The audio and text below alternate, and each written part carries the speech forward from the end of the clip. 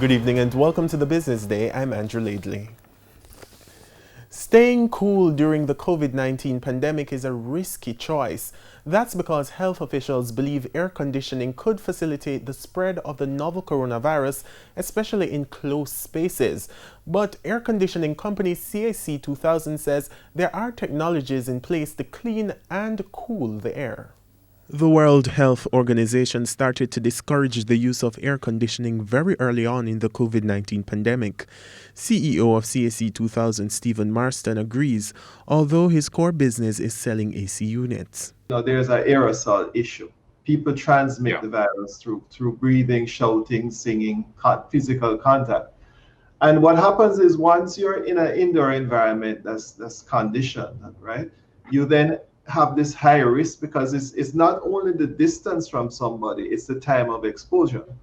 So if you're in an office for 8 hours a day working with other people, you have a much higher risk. And you have these aerosols that we now recognize stay in the airstream for quite a while. But he knows that Jamaicans don't have to succumb to the summer heat. The technology that we're deploying has always existed. It's just that people never applied it because they thought, I don't need to do it. He explained how it works. So what we have to do is bring in clean, cool outside air. That's number one. It's the important thing. The second thing is watch the ventilation. If we have aerosols in the indoor environment, then the key thing is we can't blow it from you over to me. We have to take it up into the roof, right? To try and get it out of the space as quickly as possible. And then the third one is when we get it out, what do we do with it? Well, we have to filter it out. But the viruses are 0.1 micron. The best filter that we have is 0.3 microns.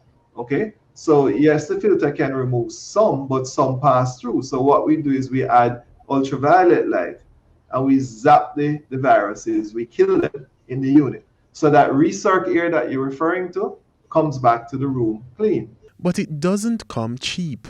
Mr. Marston admitted that cleaning the air while staying cool will put a greater demand on energy usage. The challenge with bringing in fresh air is as I said, is hot. So the moment you have to bring in the hot 95-degree air into a 75-degree environment, you now have to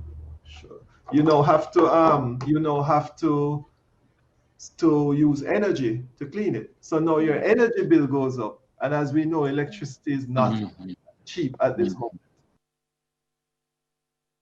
Dr. Wayne Robinson is the new senior deputy governor of the Bank of Jamaica. The bank has announced that his appointment is effective October 1. He replaces John Robinson, who demits the post on September 30. Dr. Robinson has served in several capacities at the BOJ, rising through the ranks from clerk in the Information Systems Department to his current position as deputy governor. To currency trading now, it ended today with the US dollar selling for $146.41. The Canadian dollar is going for $107.82. The pound is going for $183.83, while the euro sold for $167.78. The JC index gained 1,234 points today, and the junior market index is up 22 points.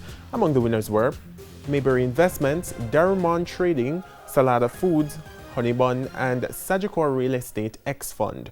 Now on the losing side were Kingston Properties, Sterling Investments, Berger Paints, JMMB Group 7.25% preference shares, and The Lab.